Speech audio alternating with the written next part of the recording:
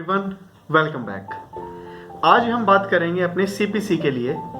CPC में आज हम बात करेंगे ऑर्डर 2 की। ऑर्डर 2 हमारा जो बात करता है वो करता है हमारी फ्रेमिंग ऑफ सूट्स की बात। सूट्स क्यों फ्रेम करे जाते हैं, क्या उसका प्रोसेस होता है और क्या उसके अंदर होना चाहिए, उसके लिए हमारा सीपीसी का ऑर्डर 2 जो है वो हमें हर एक बात हर एक पॉइंट पर क्लियर करता है। जैसे कि सीपीसी के अंदर ब्रीफली मैं आपको अगर स्टार्टिंग में ओवरव्यू दूं, इसके अंदर 7 रूल्स हैं। 7 रूल्स हमारे जो हैं वो कंप्लीटली हमारी बात करते हैं कि पार्टीज कैसे ज्वाइन होंगी। पार्टी ज्वाइन करने के लिए जिसके अंदर हमारी बात आती है ऑर्डर 1 की। फिर उसके बाद फ्रेमिंग ऑफ सूट की जो बात आती है ऑर्डर 2 में, जिसमें हमारी बात करते हैं ये हमारा फ्रेमिंग ऑफ सूट्स। फिर उसके बाद suits to include the whole claim, जो कि क्लेम है हमारा कंप्लीटली उसमें सूट में जो है इंक्लूड होना चाहिए। कोई भी बात हमारी, कोई भी क्लेम जो है वो एग्जेम्प्ट नहीं होना चाहिए, कोई भी हम छोड़ नहीं सकते उसमें। तो अगर उसमें फिर थर्ड पॉइंट आता है हमारा relinquishment the party of the claim, omission to sue, omit कर दिया है अगर, joinder of cause of claims, joinder अगर करना है, only certain claims to be joint, जो क्लेम्स हैं सर्टेनली ज्वाइन होने चाहिए। तो बेसिकली अगर मैं आपको शुरू से बताऊं, इसका जो ऑर्डर 2 है फ्रेमिंग ऑफ सूट का, रूल 1 क्या बात करता है, फ्रेम ऑफ सूट।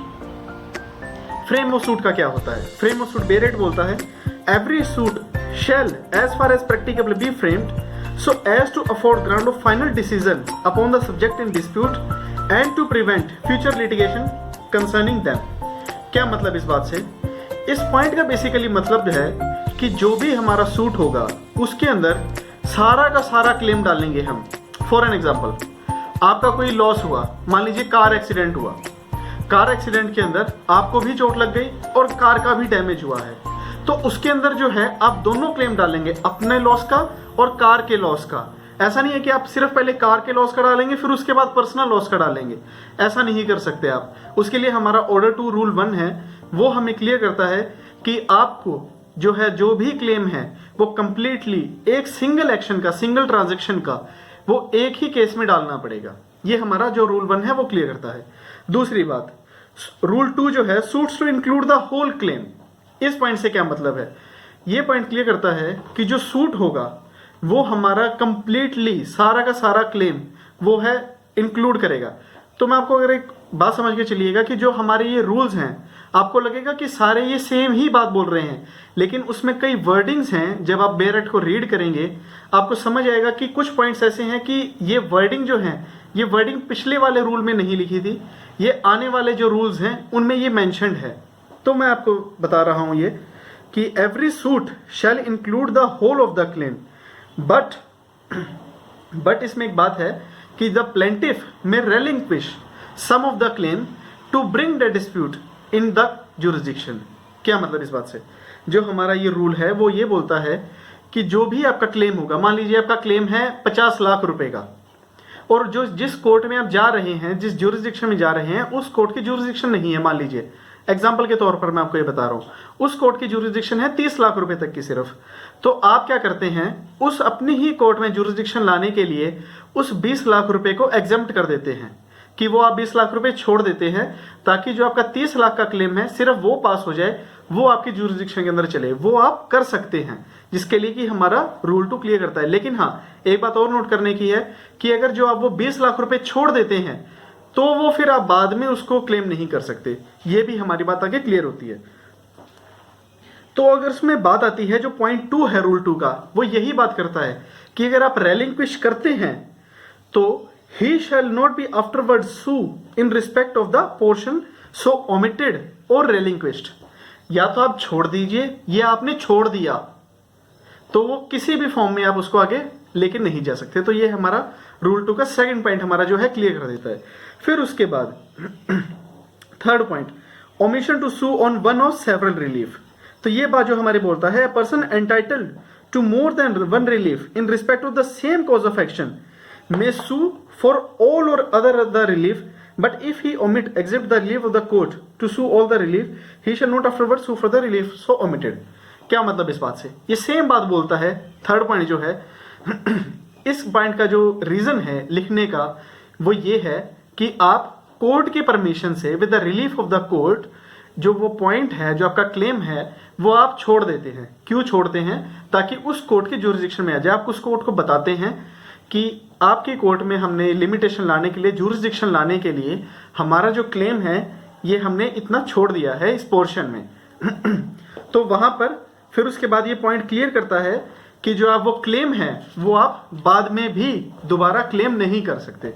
फिर उसके बाद हमारा जो थर्ड रूल है, थर्ड रूल हमारा बताता है joint of cause of action. Joint of cause of action से क्या मतलब है? Joint of cause of action से मतलब है कि अगर कोई भी आपका क्लेम, कोई भी सूट है, उसके लिए आप पार्टीज को क्लब कर सकते हैं। क्लब करने से क्या मतलब कि डिफेंडेंट क्लब हो सकते हैं, प्लेंटिफ क्लब हो सकते हैं, आपका cause of action with in the same transaction वो क्लब हो सकते हैं। तो इसमें मैंने कुछ पॉइंट्स बना रखे हैं, वो मैं आपको बताता हूं कि इसमें बोलते हैं circumstances for joinder of cause to take place. कुछ सर्कमस्टांसेस हैं वो मैं आपसे क्लियर करूंगा। टोटल 4 सर्कमस्टांसेस है। सबसे पहला, सिंगल प्लेंटिफ है और सिंगल डिफेंडेंट है plus many cause of action है। Single plaintiff, single defendant plus many cause of action, first point. Second point, single plaintiff, many defendant plus many cause of action, single plaintiff, many defendant. तीसरा, many plaintiff पर single defendant. यहां उल्टा हो गया, पहले क्या था? सिंगल प्लेंटिफ और मैनी डिफेंडेंट, यहां हो गया many plaintiff plus single defendant plus many cause of action. Fourth point, many plaintiff plus many defendant. अब दोनों के दोनों मल्टीपल पार्टीज हैं, वो दोनों भी क्लब हो सकती हैं। बेशक मल्टीपल, एक से ज्यादा प्लेंटिफ है, एक से ज्यादा डिफेंडेंट है, तो वो भी क्लब हो सकते हैं मल्टीपल कॉज ऑफ एक्शंस के लिए। तो ये थे टोटल हमारे 4 पॉइंट्स। तो उसके बाद जो हमारा आता है कि सेम ट्रांजैक्शन से मतलब है जो कि ज्वाइंटर ऑफ पार्टीज है, वो पार्टीज जो ज्वाइन होती हैं, प्लेंटिफ भी ज्वाइन हो सकते हैं, डिफेंडेंट भी ज्वाइन हो सकते हैं और कॉज ऑफ एक्शन भी ज्वाइन हो सकता है। जो प्लेंटिफ ज्वाइन होते हैं वो किस ऑर्डर और किस रूल के तहत होते हैं? उसके लिए प्लेंटिफ ज्वाइन करने के लिए हमारा ऑर्डर 1 रूल 1 है, जिसके लिए मैं नेक्स्ट वीडियो बनाऊंगा, उसमें आपको क्लियर हो जाएगा, वो भी आप जरूर देखिएगा। सेकंड पॉइंट, जो डिफेंडेंट ऐड होते हैं वो होते हैं ऑर्डर 1 रूल 3 के लिए। ऑर्डर 1 रूल 3 जो हमारा पॉइंट है हमारा सीपीसी का, वो क्लियर कर देता है कि डिफेंडेंट जो है वो ज्वाइन होंगे। एक इंपॉर्टेंट बात मैं आपको बताना चाहूंगा कि जब भी हम ऑर्डर और रूल पढ़ते हैं वो कभी भी ऐसे नहीं पढ़े जाते ऑर्डर 1 रूल 1, वो पढ़े जाते हैं 1-3।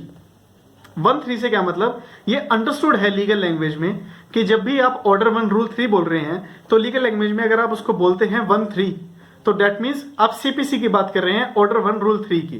तो आई होप कि आपको ये बहुत इंपॉर्टेंट बात मैंने बताई है, ये ज्यादातर स्टूडेंट्स को नहीं पता होती है, कॉलेजेस में ये बात नहीं बताई जाती, तो मैं आपको ये क्लियर कर रहा हूं, ये आप याद रखिएगा।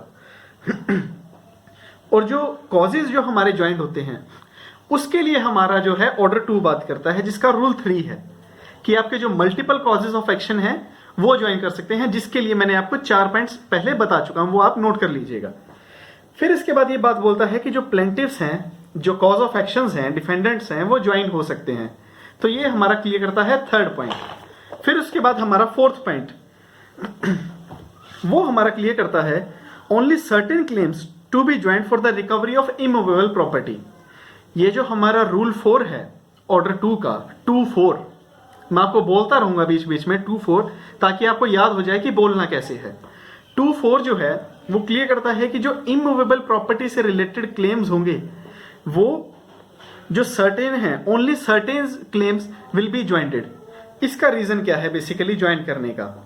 इसका रीजन ये है कि अगर आप उसी प्रॉपर्टी के सूट में इमूवेबल प्रॉपर्टी से रिलेटेड अगर आप मल्टीपल कॉजेज ऑफ एक्शन जो है ज्वाइन कर देंगे तो आपका जो मेन कॉज ऑफ एक्शन है वो कई बार डिस्प्यूट नहीं सॉल्व हो पाता, उसके बजाय बल्कि आपके जो अदर कॉजेज ऑफ एक्शन है वो अराइज होते हैं।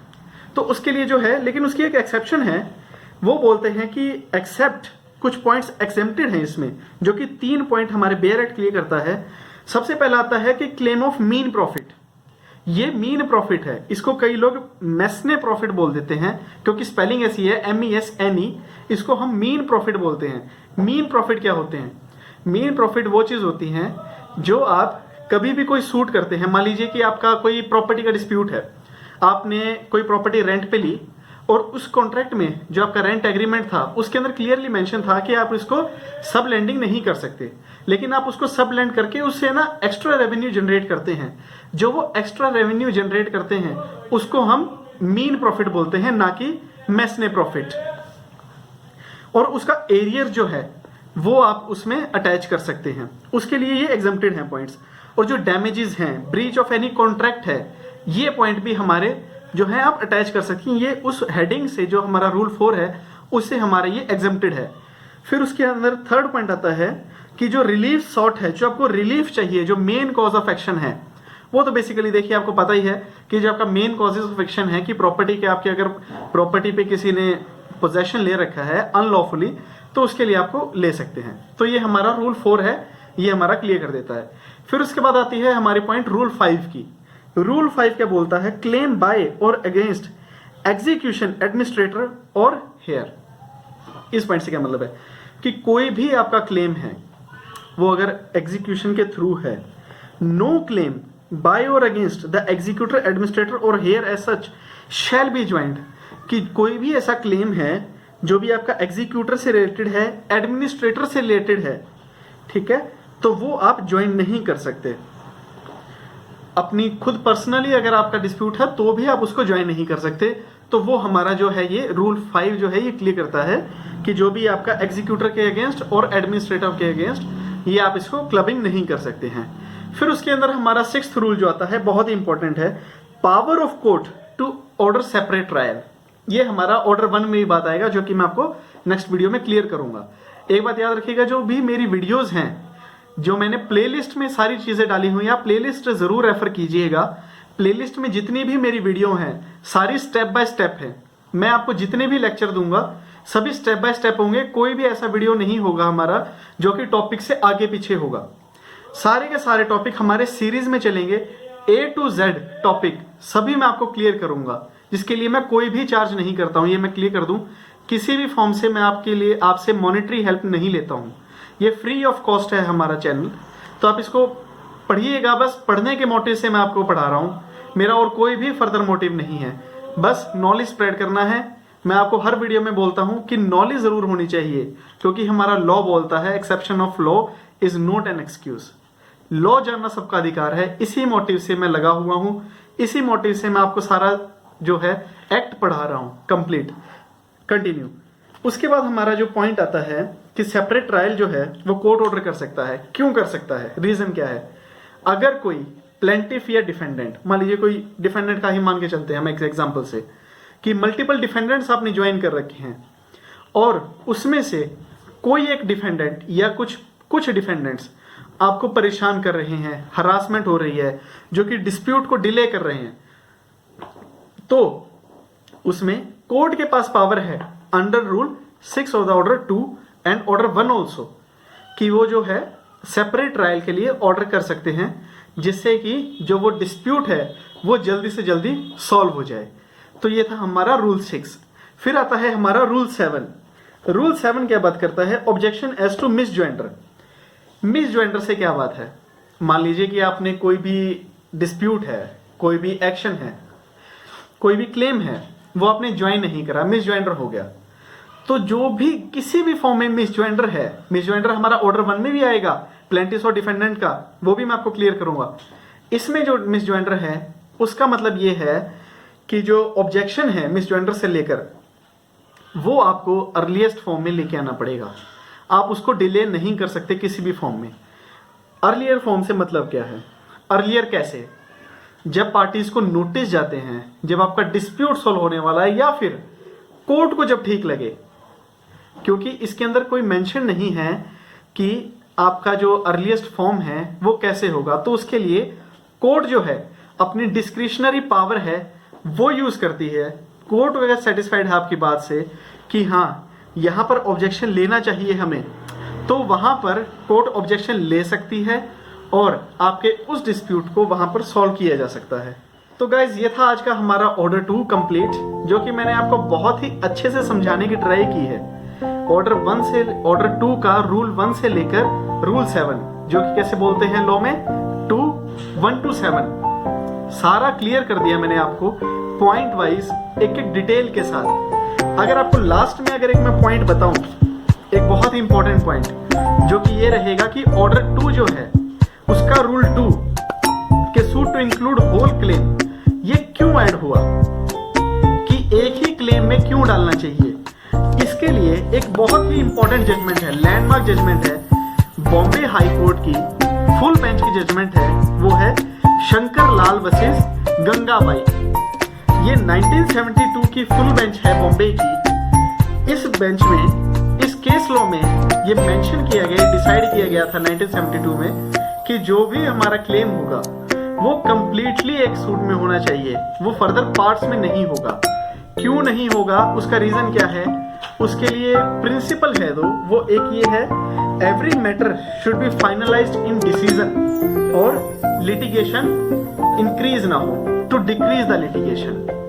तो यही था गाइस आज का हमारा कंप्लीट लेक्चर। आई होप कि आपको ये जो मैंने ऑर्डर 2 समझाया है वो क्लियर हो गया होगा, समझ आया है तो इसको लाइक जरूर कीजिएगा, नए हैं तो चैनल को सब्सक्राइब कीजिएगा और अपने लॉ लर्नर स्टूडेंट्स के साथ, अपने फ्रेंड्स के साथ, फैमिली के साथ इसको शेयर जरूर कीजिएगा।